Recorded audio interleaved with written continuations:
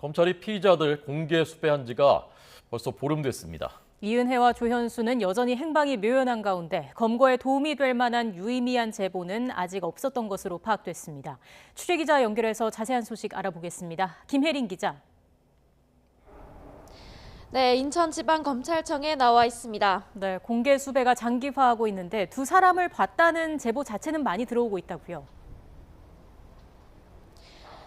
네, 이은혜와 조현수에 대한 공개 수배가 내려진 지 벌써 보름째입니다.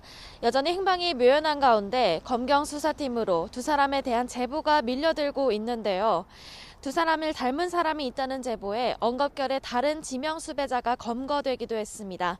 경찰은 이제까지 검거에 유의미한 제보는 없었다고 밝혔습니다.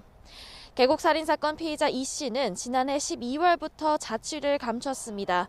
남편 윤모 씨가 사망한 2019년 6월부터 자취를 감추기 전까지 이 씨와 공범 조 씨에 대한 구속영장은 신청되지 않았는데요.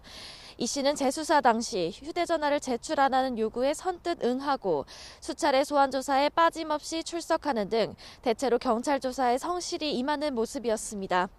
이 씨의 주거지도 명확했던 터라 이들에 대한 구속영장을 신청하기는 어려웠다고 당시 경찰 관계자는 밝혔습니다.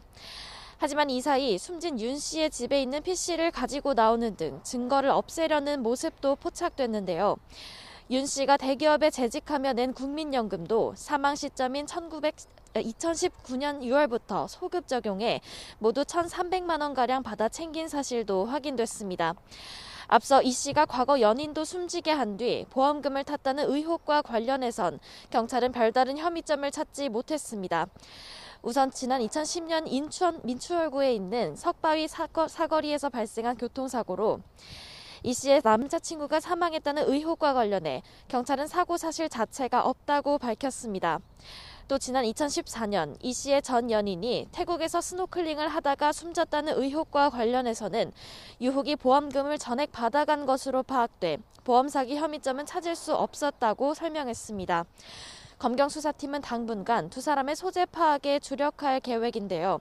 도피 과정에 조력자가 있을 가능성에도 무게를 두고 두 사람의 주변인을 다시 조사하고 있습니다.